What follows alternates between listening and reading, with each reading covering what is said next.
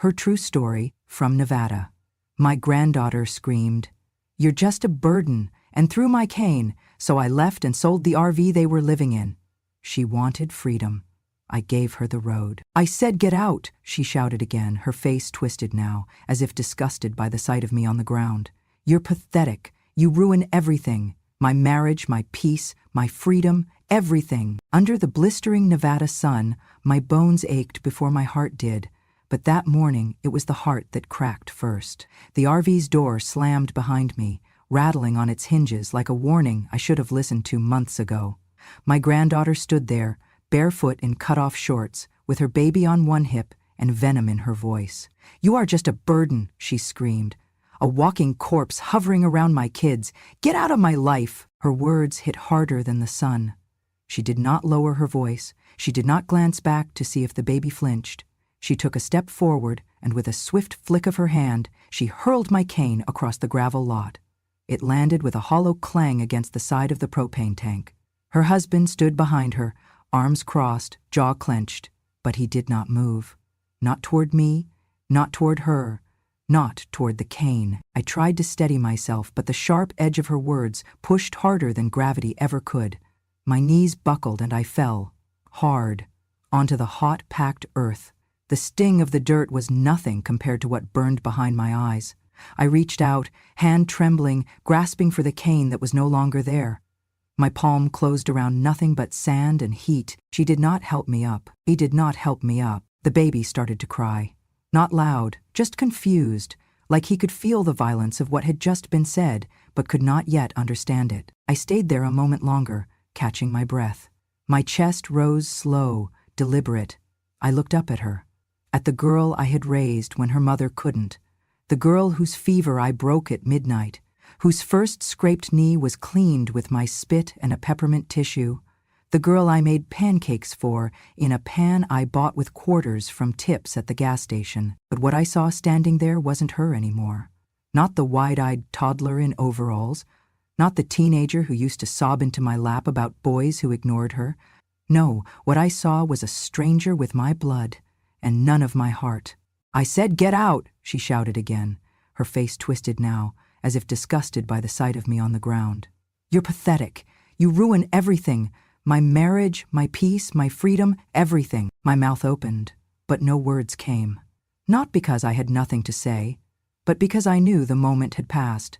Anything I said would only be more noise to her, more excuses, more old people rambling. I knew her mind was made up, and maybe, just maybe, that was exactly what I needed to see. I turned my face away from her and looked toward the horizon. The Nevada sky was wide and merciless. That road in the distance, cracked and endless, looked more like home than this RV ever had. "You heard her," her husband finally muttered.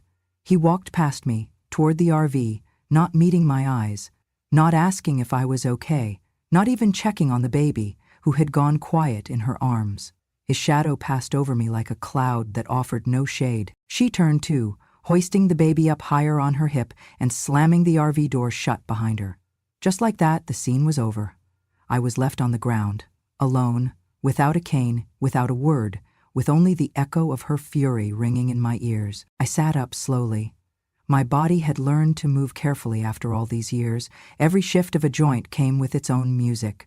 But this time, the ache was in my stomach, in the space behind my ribs where dignity used to live. I looked toward where my cane had landed, a good 30 feet away. I remembered buying it from a second-hand store.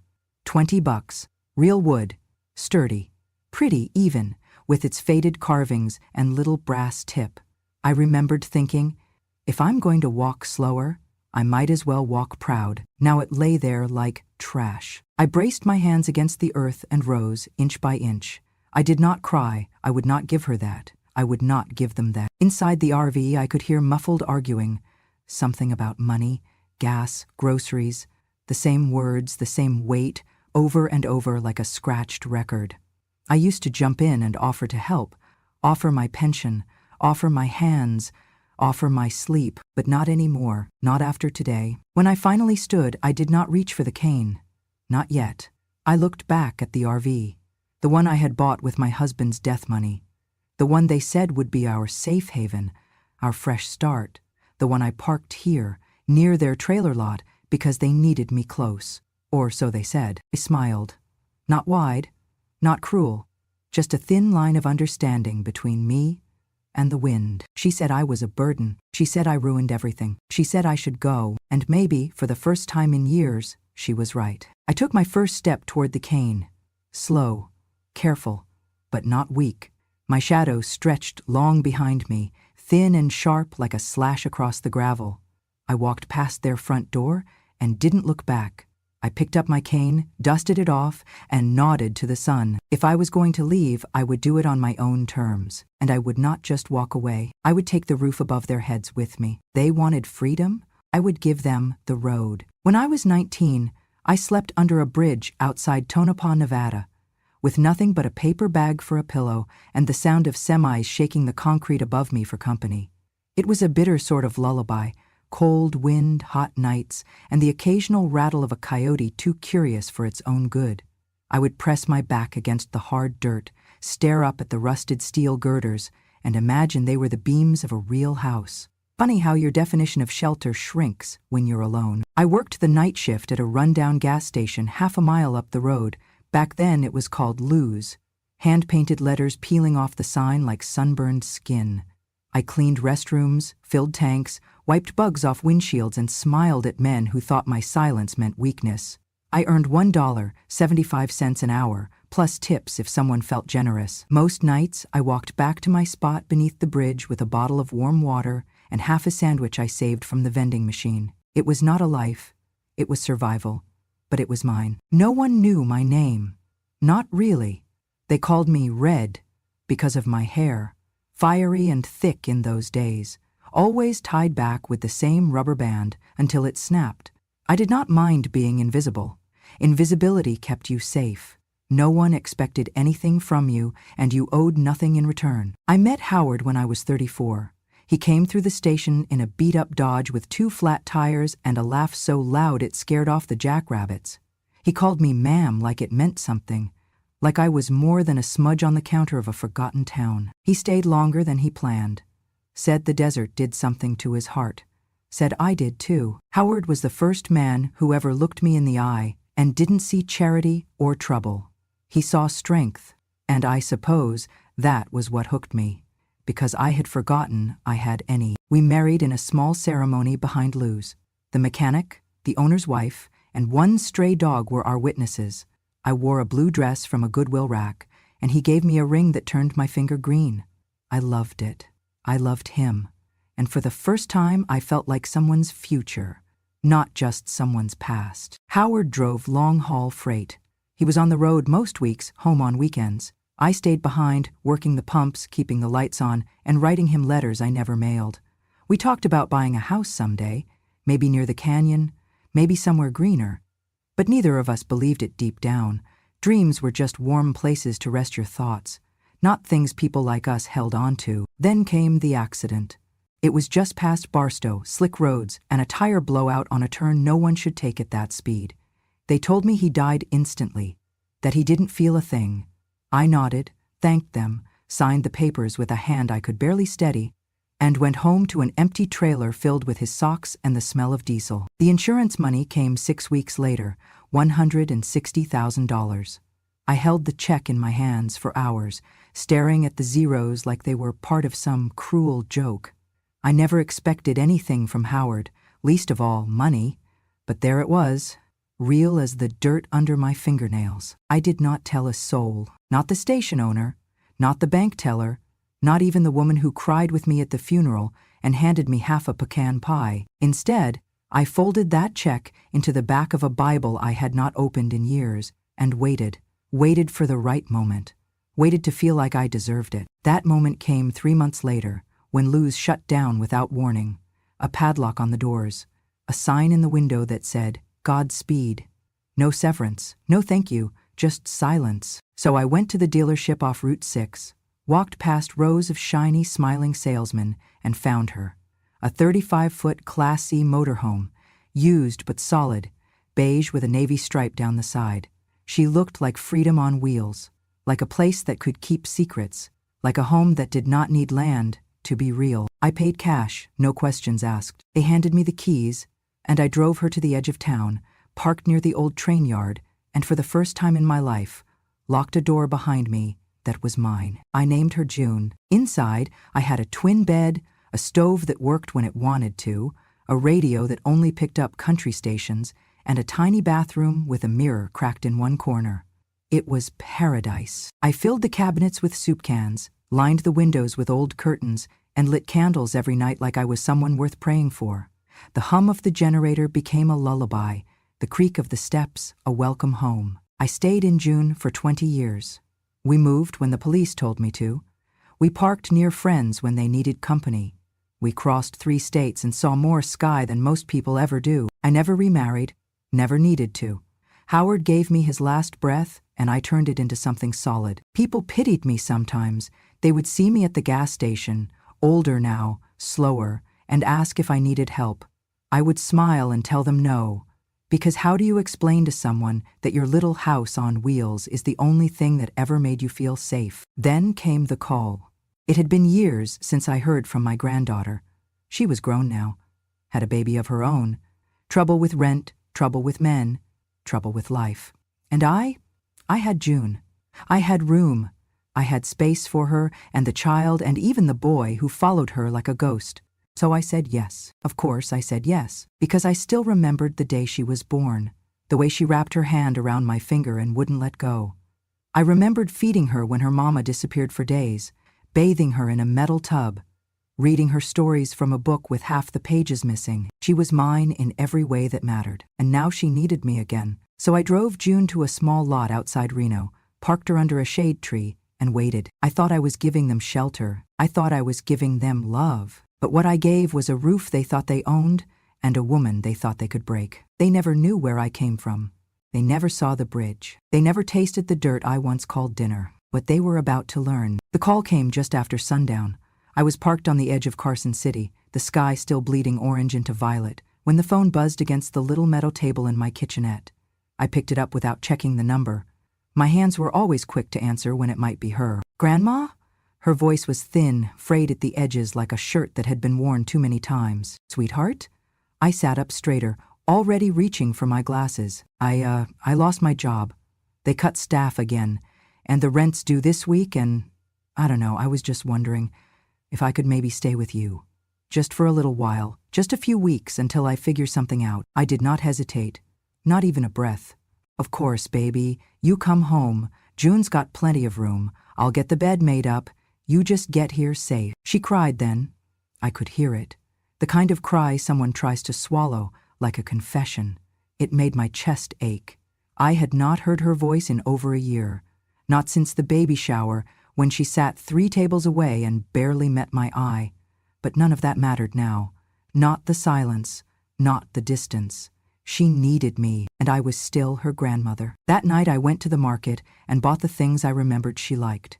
Grape soda, cinnamon toast cereal, those little frozen burritos she used to sneak in the middle of the night when she was 13. I restocked the pantry and made the bed with the soft blue sheets I kept in the overhead bin. I even set out a picture of us at the lake. She was 7, clinging to my back like a barnacle, cheeks flushed with sun. When she arrived 2 days later, she looked tired. Older, not in the way of years, but in the way life wears on people too young to carry its weight. Her arms were wrapped around a car seat, and inside was the baby, tiny, pink, blinking at the new world like it owed him something. I kissed her cheek and held the baby in my arms, letting his warmth sink into my bones. "You still smell like cinnamon," she laughed through her nose. "And you still forget to wear a jacket?" I teased. "Come on, let's get you fed." The first week was sweet like molasses. She helped with the dishes, made coffee in the mornings, rocked the baby in my chair while we watched old reruns on a fuzzy screen. She told me I was her second mother, that I had done more for her than her own parents ever had, that she did not know what she would do without me. I nearly cried into my soup. Every night I thanked God, or whatever was left of him, that she had come back, that I had a second chance to be part of her life, to help raise that little boy the way I wished I had raised her, better. But the softness faded faster than I expected. It began with a phone call. I invited Caleb over, she said casually, as she stirred powdered creamer into her coffee. Who's Caleb? Just the baby's dad. He wants to be around more. For us. I did not say no. I never wanted to be the kind of grandmother who closed doors, but I felt a prick in my chest that I could not explain. I cleaned the RV top to bottom that day, twice, as if I could scrub the nerves off my skin. Caleb showed up 2 days later. He was taller than I expected, with tattoos crawling up both arms and a voice too smooth for someone with calloused hands. He shook my hand without looking me in the eye and kissed the baby on the forehead like it was an obligation. He called my granddaughter babe and called me ma'am, which sounded more like a warning than a greeting. He'd brought in a duffel bag, then a second, then a pair of sneakers that smelled like smoke and sweat. No one asked if he could stay. Suddenly, my RV wasn't mine anymore. The baby's cries filled the small space at all hours. Loud music bled from their side of the curtain. Caleb would eat and leave dishes in the sink. Sometimes I would wake up and find beer cans in the trash. Once, the bathroom door would not close because someone had kicked it too hard. Still, I kept trying. I baked banana bread, offered to babysit, fixed the loose handle on the drawer that jammed every time they opened it too fast. I even gave up my favorite chair so they could rock the baby to sleep. But little things started disappearing. My lavender lotion, my old radio, a silver bracelet that meant nothing to them but held my whole past. I found cigarette butts tucked into a mason jar I used for sewing pins. The coffee was always gone before sunrise, and slowly the warmth in her eyes turned into something distant, detached, as if I were a relic of a life she no longer wanted to remember. There were no more thank yous, no more hugs, just the sound of doors shutting hard enough to make the windows rattle. The worst part wasn't the noise, or the mess, or even the space I lost in my own home. It was the way she looked at me like I was furniture, like I had served my purpose and was now just taking up air. One night I heard them arguing. The baby was crying again. Caleb's voice rose like a storm. "She's always in the damn way. We can't even breathe in this place." Then her voice, I know, she's trying, okay? Trying? She's 100 years old and walks like a ghost. She's depressing as hell. I sat on the edge of my bed, blanket clutched in my hands, heart clenched like a fist. They did not whisper. They did not care if I heard. When she came out that morning, she did not meet my eyes, just poured her coffee and went back behind the curtain. That was when I knew the weeks she promised had turned into something else entirely. I was no longer a guest in my own RV. I was a ghost, haunting the last thing I owned. But ghosts have memories, and mine were sharper than they realized. It began with a smell. One morning, I was folding laundry, baby bibs, my old flannel pajamas, a shirt Caleb left crumpled in the corner, when she wrinkled her nose and waved her hand through the air. "Ugh," she muttered, not even trying to whisper. "It smells like old cigarettes in here. Like deep in the furniture kind of smell." I paused mid-fold. My hands froze on a dish towel. "I haven't smoked in years," I said softly. "Since before the baby was born," she shrugged.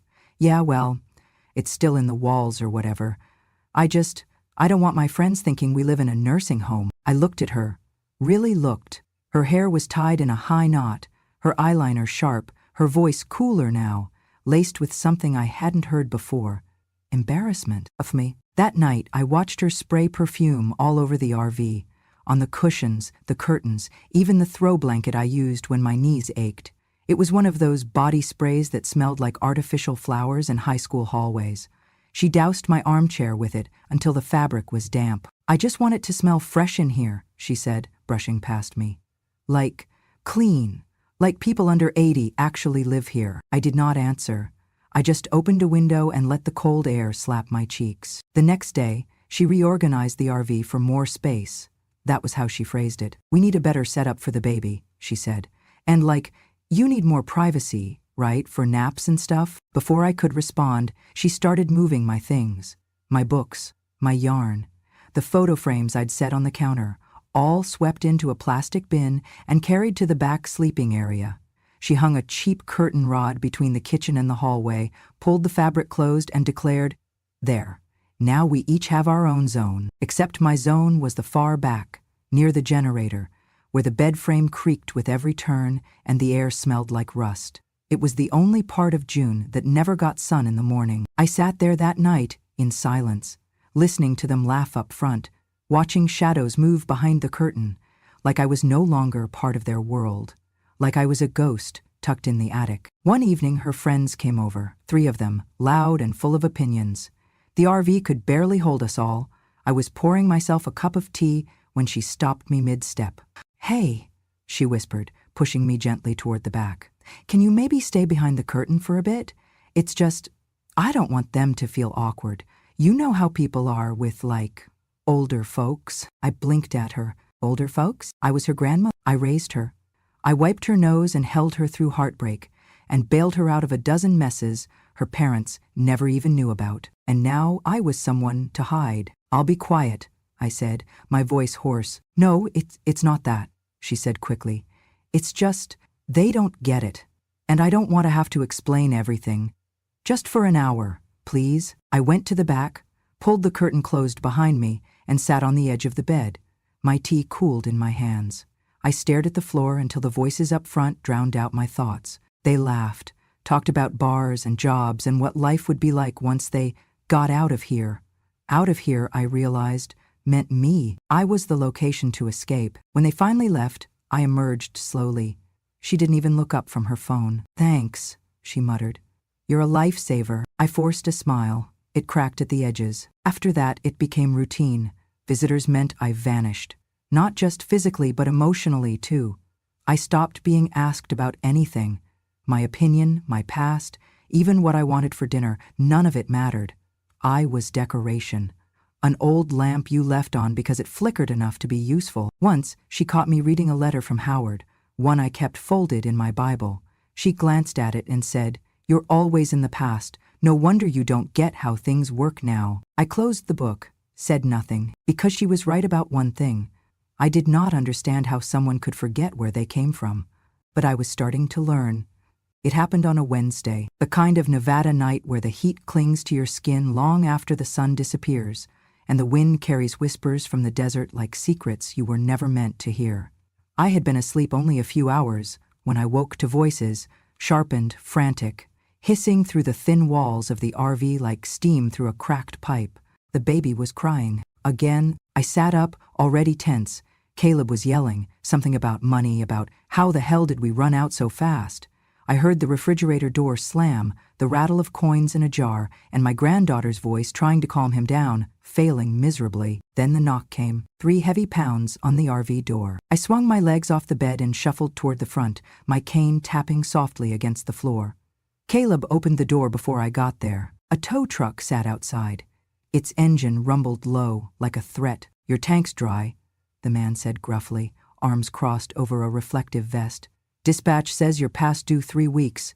You either pay for the fuel tonight, or I take the unit to storage." I blinked. "Storage?" My granddaughter shoved past me, baby clinging to her shoulder, her hair in wild tangles. "We were going to pay Friday. We get a deposit then." The man didn't flinch. "That's not my problem, ma'am." I looked at her. She looked at Caleb. He looked down at the floor. Then she turned, sharp, sudden, and her eyes locked onto mine like twin knives. "This is your fault," she hissed. "You're the reason we're in this mess." My mouth fell open. "What?" "If you weren't here," she snapped, "we wouldn't be burning through everything. You use up our food, our space, our damn oxygen. We were doing fine before you came." "That's not true," I said softly, voice shaking. "You called me. You asked to come here." "Yeah, for a few weeks," she spat. "Not forever. You never leave. You just sit there and rot." I felt something shift in my chest then. A heaviness, a terrible clarity. "I can help with the fuel," I said quietly. "I have a little saved." She laughed, sharp and bitter.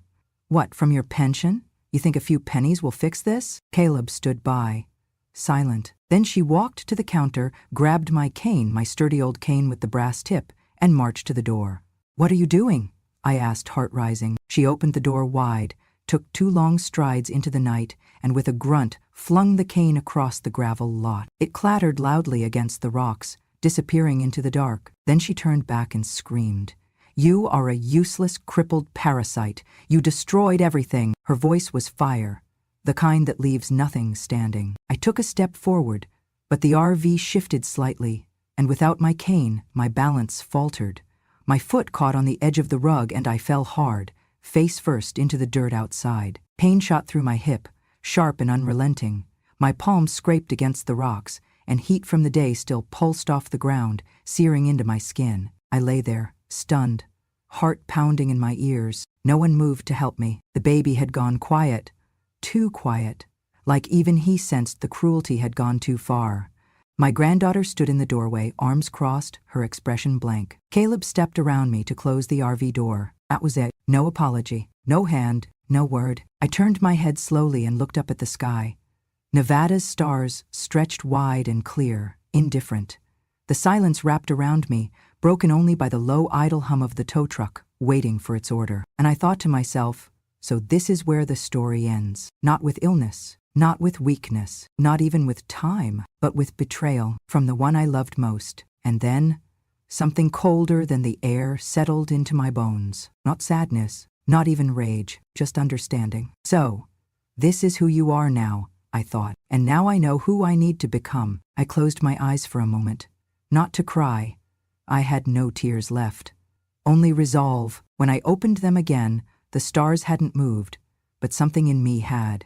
They wanted me gone, then gone I would be, but not before I took back what was mine. Because if I was a burden, I'd make sure they felt the weight of losing me. That night, while they slept, her curled up with the baby, Caleb passed out with his feet on the table and a beer can rolling slowly against the floor. I packed a bag. Not much, just the essentials. My Bible, a worn photo of Howard, one clean blouse, my arthritis medicine, a half roll of bills I had hidden in the lining of my sewing pouch, money they never knew existed. I worked silently, like I used to in the gas station stockroom. Every creak of the cabinet, every zip of the bag, I paused and listened for movement. But none came. The RV, for once, was quiet. I wrote the note last, just one sentence, written in neat block letters across the back of an envelope. You wanted freedom. I left you the wheels. I placed it in the center of the kitchen table, next to an empty cereal box and one of the baby's rattles. I adjusted it until it lay perfectly square. A goodbye without a goodbye. Then I opened the RV door and stepped into the Nevada night. It was cooler now, dry, the kind of cold that cracked your knuckles and made the sand crunch underfoot. I walked carefully down the road, cane in hand, back straight, each step measured, not slow, not hurried, just steady. There was a truck stop 2 miles out, the kind that still had a payphone on the side near the ice machine. I passed 3 jackrabbits and one pickup with its headlights off, parked at an angle, like someone forgot it mattered. The payphone worked. Miraculously, I fed it quarters and dialed the number from memory. Hello, Tammy? I said, my voice low. It's me. A pause, then a breath. I'll be damned. Still got that friend in Utah who needed a rig. Another pause. You selling June? When? No. By sunrise, the tow truck was there. Not the same one from the night before. No, this one came from a lot I trusted. A man named Vince drove it. He wore overalls and called me ma'am in a way that didn't sting. He didn't ask questions, just nodded when I handed him the keys. I stood across the lot as he attached the hitch, as the rig jerked slightly and began its slow crawl out of the dirt. I watched June, the RV that held 2 decades of my life, roll forward without hesitation. I did not cry. I did not wave. I just stood there with my hands in my coat pocket, watching as the only home I had ever truly claimed was pulled out of their lives forever. Somewhere, just 100 feet away, they were still asleep. Her and the man who let me fall, the child I once rocked to sleep. They would wake to nothing. No breakfast, no shelter, no note, except for the one that waited on the table like a judgment. You wanted freedom. I left you the wheels. I imagined her face when she read it. The disbelief, the panic, the moment she realized whose name was on every legal document. The moment she realized no one owed her a thing. I paid the driver in cash. Tammy would wire the rest. I told her I needed a quiet place in Utah, something small, 1 level, no stairs. She said she knew just the spot. A few hours later, I sat in the back seat of her sedan, the desert fading behind us, my bag at my feet. I can't believe you finally left, she said. I looked out the window. They asked me, too, and I meant it, not with words, but with everything else. And now, they could have all the silence they gave me, emptied out across the gravel like sand through a broken hourglass. They say people do not appreciate what they have until it is gone. The next morning, as the sun baked the sand outside their lot and the baby wailed for a bottle that was not in the fridge, they discovered the truth. June was gone, vanished. No wheels in the dirt, no note on the windshield, no sound of me clinking around the kitchenette or humming that old Patsy Cline song under my breath. Just silence and absence. I imagine it took them a few minutes to realize what had happened. First, they probably thought I had gone out early, maybe walked to the store. But the longer the minutes stretched, the more they must have felt that prickling cold at the base of their necks, the kind that comes when the power goes out and you realize it is not coming back. She found the note first, the envelope, still sitting on the table, surrounded by the debris of a life they never truly owned. You wanted freedom. I left you the wheels. That is when the panic began. They ran outside, checked the lot, asked the neighbor, who just shrugged and said he saw an older woman get into a tow truck around dawn.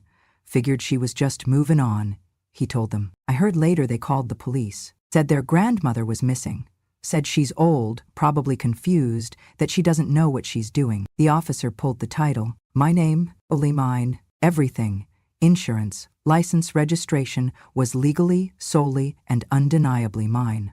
There's no crime here, he told them. She owns it.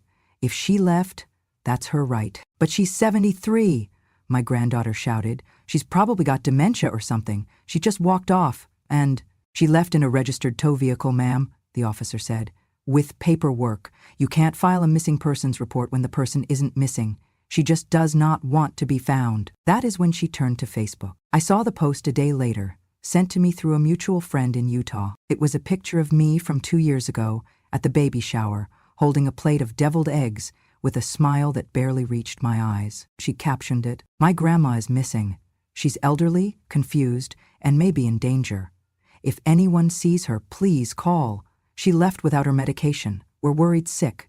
The comments were full of sympathy, prayers, shared links, emoji hearts. They did not know the truth. They did not know the medication was in my bag. They did not know I walked out whole, clear, and more lucid than I had been in years. A few even blamed her. One woman, God bless her, commented, "Didn't you post last week about her being a burden? Now she's missing and you're surprised?" The post was deleted by nightfall. The messages kept coming. People asking if I was safe, if I was scared, if I was lost. I answered none of them. Let them wonder. Let them taste the flavor of absence. You see, there is something powerful about silence. True silence. Not the kind that comes from being ignored, but the kind you choose. It fills the room like smoke, makes people itch, makes them replay every word they ever said to you. I had nothing left to say. Not to her, not to him, not to the world that pities the old and forgets they were once iron. In Utah, I unpacked my bag slowly. Tammy had given me a small room in her guest house. Soft bed, clean linens, even a tiny window with lace curtains. I placed Howard's photo on the nightstand and my Bible beside it.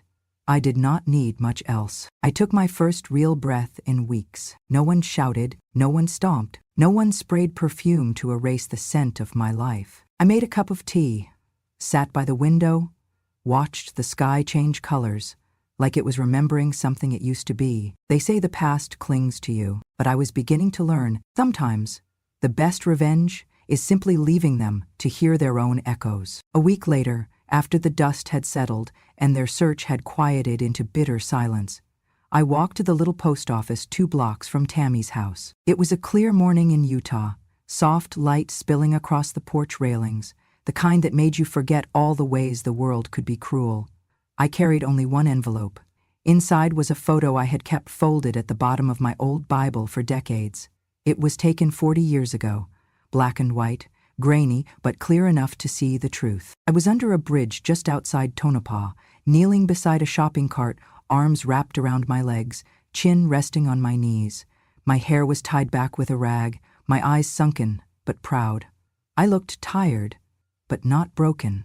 That was the difference. I slipped the photo into the envelope and wrote the return address in tiny letters, just a P.O. box, no name. I tucked a note inside, too, just one line. You wanted freedom. This is where I started. Now it's your turn. No anger, no cruelty, Just memory, the kind that lingers longer than rage. I dropped the envelope into the slot and stood there a moment, hand still on the metal, before turning and walking home. The room I rented was small, one bed, one lamp, one window that opened when you cranked it hard enough, but it was mine.